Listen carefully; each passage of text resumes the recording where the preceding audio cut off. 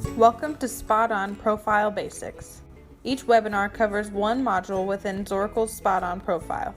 Let's join Rebecca Monet, President and Chief Scientist of Zoracle Profiles now, as she discusses putting it all together.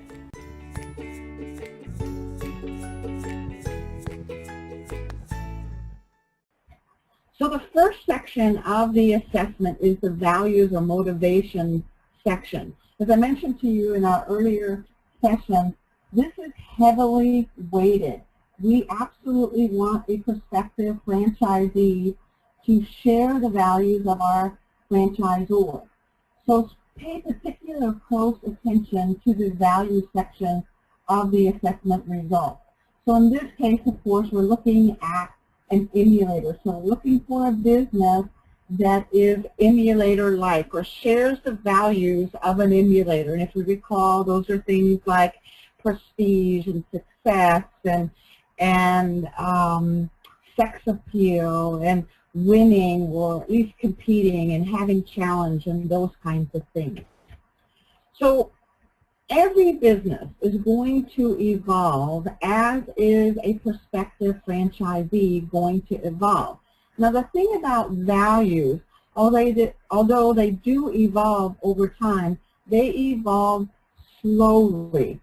So pick a company that shares those values today. Now 5 years from today, with some management changes or industry changes, those values may move or change a little bit, but not dramatically so. Usually it takes a major shift in management or major repositioning of a franchise system before we see huge values changes.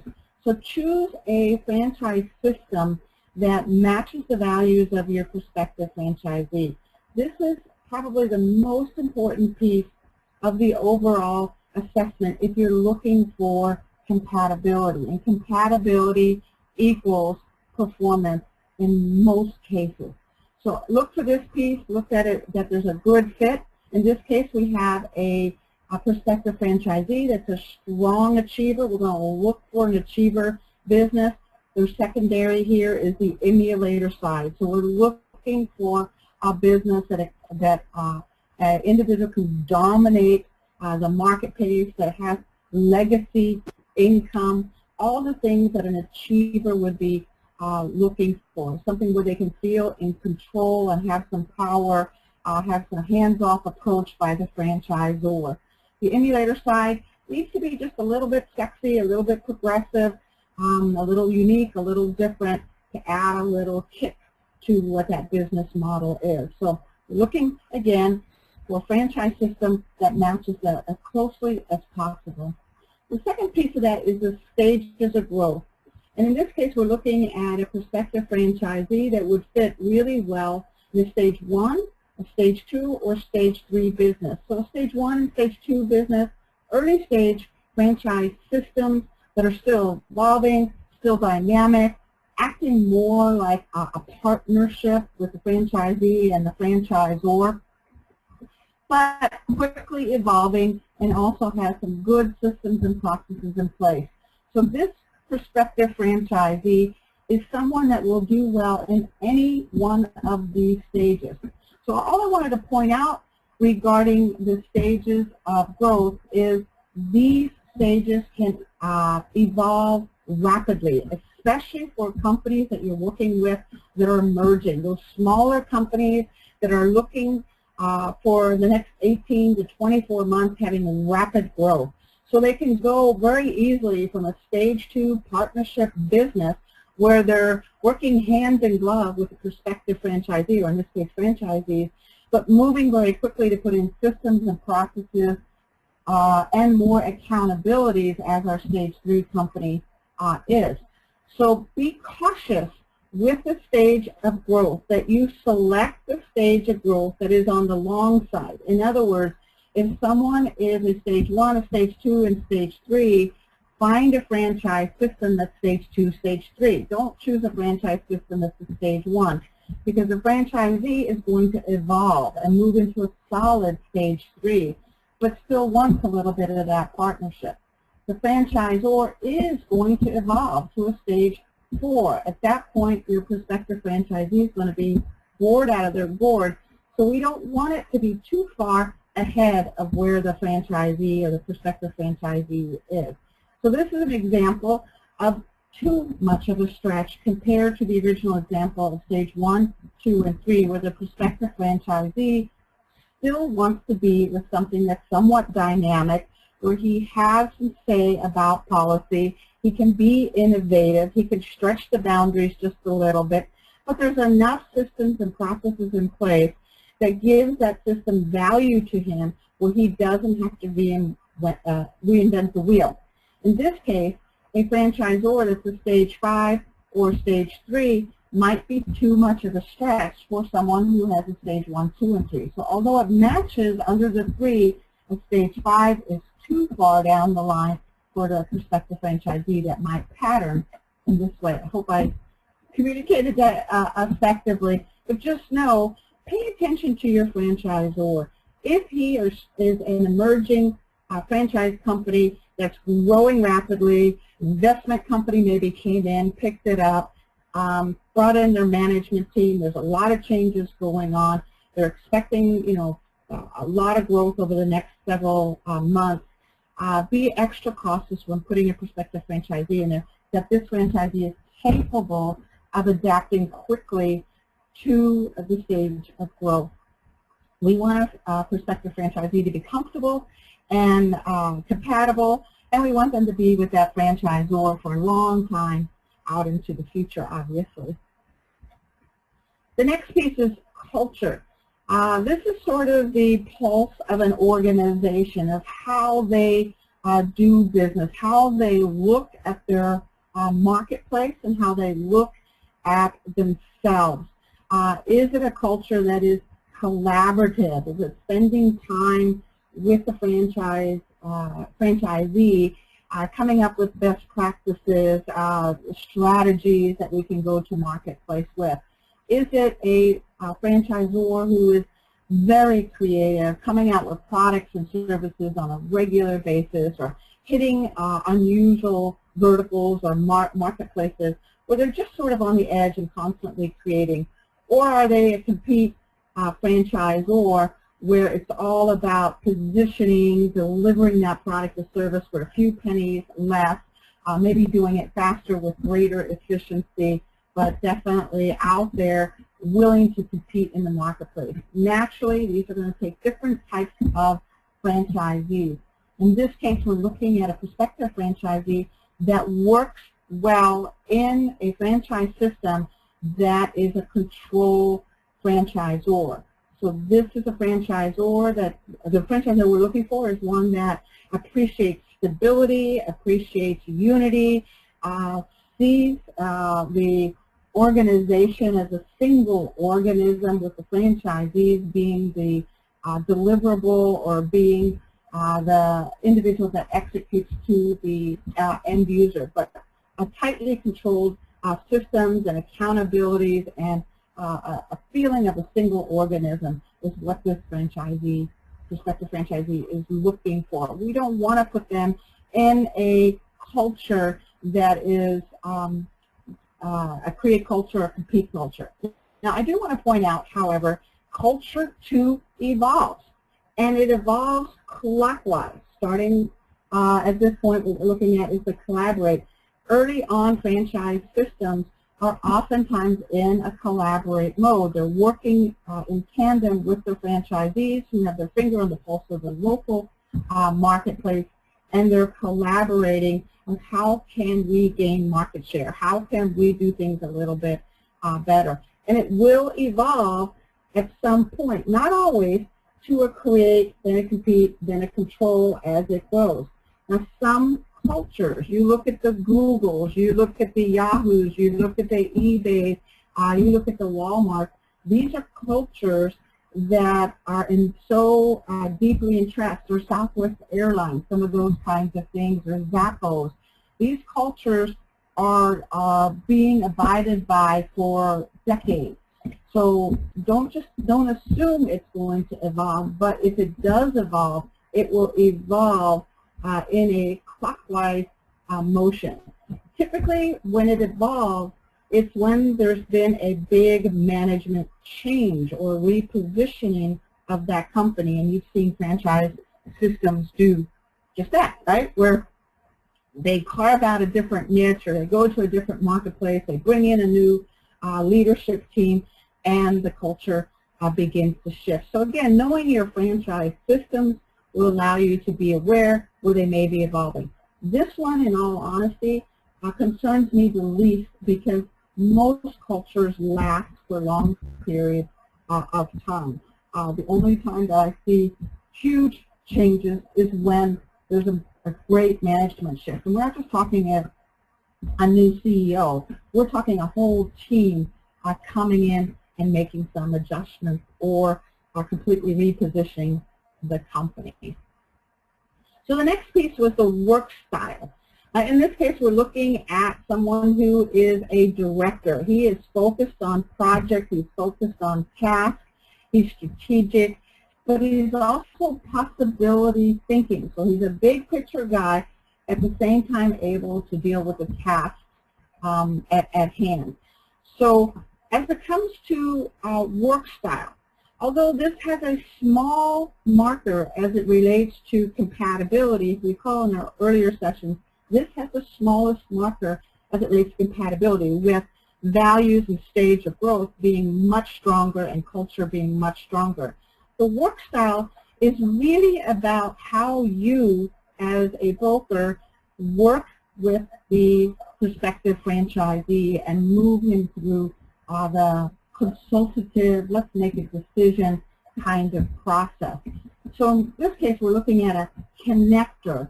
So a connector is someone, when you're relating to them, is someone that you're going to ask, not tell, what to do. This is someone that's going to emote, that's going to have emotions come up through that process, and you're going to allow that. This is someone that moves slowly, needs to go methodically, and needs to think and feel, is this right? They tend to have that gut feeling. This person, the connector, is someone that's heart-oriented. So throwing numbers at them and too many statistics and too much data will actually overwhelm them. The connector is a practical person, a methodical person. It needs to solve a real problem. So this piece is in large part in the assessment to help you in your communication with the prospective franchisee. Now naturally, if we know this person's a connector, we're going to put him or her in a business that allows him to use those natural propensities, right? We're going to not put him in a business that's too fast-paced and requires him to tell and direct others. It's not his core competency. This is someone that's going to work more from a relational and a consensus type of place. So we are going to look at this as a compatibility factor, but it's also designed to have us understand how to relate really well with them. So moving now to core competencies. The biggest thing about core competencies, guys, is that those core competencies need to be complementary with our franchise system. So they need to augment the strategic plans and the goals of the franchisee as well as the franchisor. We want a relationship where the prospective franchisee is interdependent with the franchisor, where the core competencies that the franchisor brings to the table complement what the franchisee has. We want to avoid where the franchisee can do it all. If the franchisee can do it all, he will not respect or appreciate what the franchisor is bringing to the table, and will, a few months, a couple of years later down the road, be saying, what have you done for me lately? Why do I need you? Why am I paying these royalties? We don't want to create a situation like that. And the opposite is true. We don't want a prospective franchisee to go into a franchise system and be overly dependent on that franchisor. This costs the franchisor a lot in resources to support them, to train them, to encourage them, to get them off their tickets, right? So we want complementary competencies is what we're looking for. The other week we talked about sales orientation and a business path. I showed you several examples. I'm hoping that helped a ton. You're going to look at this part of the assessment results, and we're looking, of course, what is their natural way of selling. Every business requires a certain level of sales. Yes, we can hire to it, we can outsource it, but every business to some degree requires a certain level of sales. So we're looking for a franchise system that is consistent with that. In this case, we have a guy or a gal, actually a gal, that's relational and competitive. Someone that enjoys competitive sales, that door knocking, that phone calling, that going up against other bids, that type of selling, but is someone that also builds long-term relationships. So we're looking for a business that echoes that kind of reflects that back and gives her the ability to use that kind of sales skills. She is not a consultative salesperson. If this is a sales process that requires educating, advising, in any way is an over a long period of time sale, high-ticket sale that takes a long period of time, she's not going to be a good fit. She's not comfortable in that kind of environment. So we're going to find her a business where she can compete on price points or deliverables, and she can build relationships, and it's probably not a high-ticket, long sales process kind of product or service. We also talked about this business path.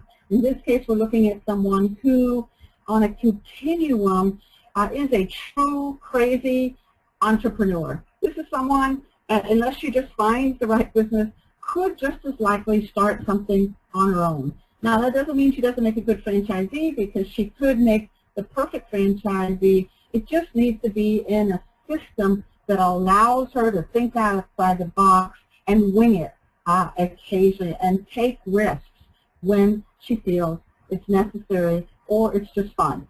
And so we're looking for a business that's a single unit business, but also brings in this entrepreneurial spirit where she's doing something different and unique on a regular basis.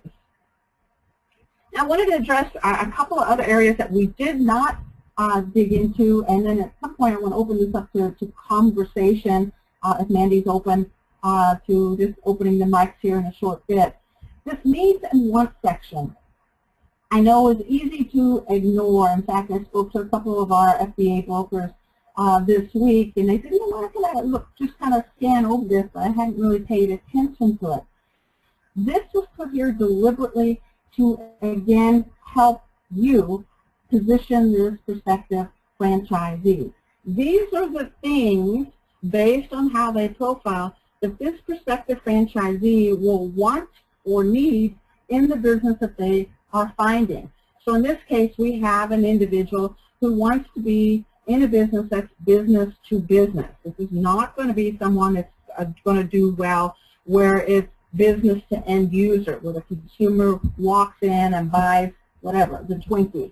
This is someone that needs to be working business to business. This is someone that wants to create legacy income. So we're going to look for a business that allows him or her to step away from the business and it continues to generate income. This is someone, if you look at this marker right here, who prefers to work with skilled employees. They're not comfortable with unskilled labor. They're not going to do well at a place where we need someone to flip burgers or do something that requires very little training. So they're going to want to work with folks that have a particular expertise and that they can market or put that person out for hire, so to speak, but the skill of that employee. So this is someone that would work with a nurse, or this is and not a maid, let's say. So just take a look at this. This is put here to begin the process of discerning what kind of business at a more tactical level would be a good fit. So again, looking at this side, image not so important, service-based is okay as long as it's skilled. As we mentioned earlier, maybe an elder care business or an education business where we're tutoring children. It's a highly skilled business. We've got to bring in teachers that are qualified to tutor.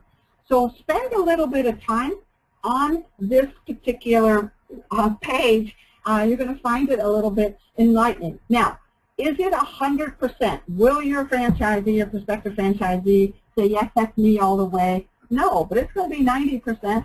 So take a little bit of time and review it with them, or ask them to fine-tune it as you do. Now, I was talking to a couple of brokers in the last week or two about this needs and wants and some thoughts regarding that, and I'm going to share with you an idea that might be helpful in two areas. One, in the area of better understanding your inventory. Your inventory, of course, is constantly changing as the franchisors come on board and need your help finding prospective franchisees that are right for their business. So I'll show you a little technique that might help in understanding your franchisors and then how to match your franchisees up. Now, a lot of this you're doing by gut level already, or just having lots of experience, and you're hitting the nail on the head. I'm just going to give you a little process that might fine-tune it a little bit better. So the only kind of big area that we didn't spend a ton of time on is this thing called Splatter Dots. You're going to find this area fascinating as you continue to use it. Remember, the Splatter Dots are values that the prospective franchisee has amiss at this point. It could mean it is not in their life right now, or at least not in their life at the degree they want this particular value. This is the thing that's missing. This is the pain that we want to pour salt into. This is why they are at your door. This is something not working in my life.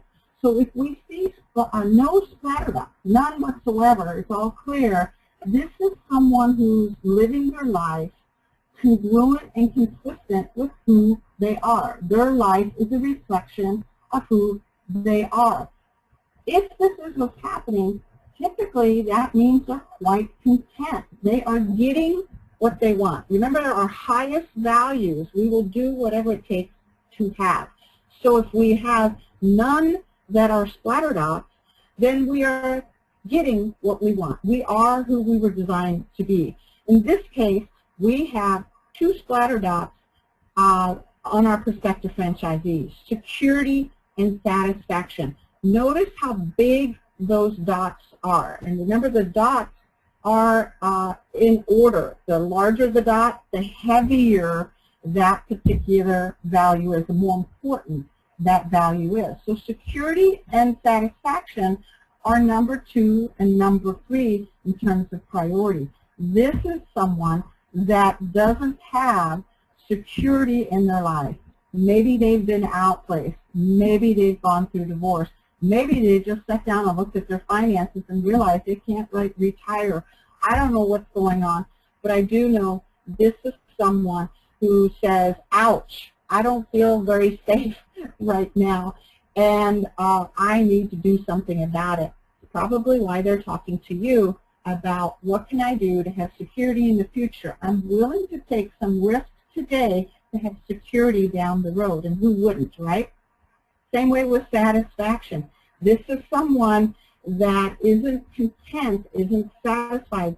I don't know what would cause this person to be satisfied, but we do know he or she is not feeling content or any level of satisfaction, whether that's in their business life or their personal life. And this is pushing them. It's like an internal pressure that says, I've got to have these two things, and so they're knocking on your door. So spend a little bit of time with this. Don't ever be afraid if there's a few splatter dots. This just tells you they're even more motivated to go ahead and look at a business and make a decision. You'll have more challenges with folks that have no splatter dots, as odd as that sounds. Spend a little time asking them, what does security mean? What does satisfaction mean in this particular case? So let's put it all together, and then we'll open it up to discussions and anything at all you want to look at. Here's what I'm going to recommend. For those of you that are this detail-oriented, it's just a thought, right? Company A, Company B, Company C.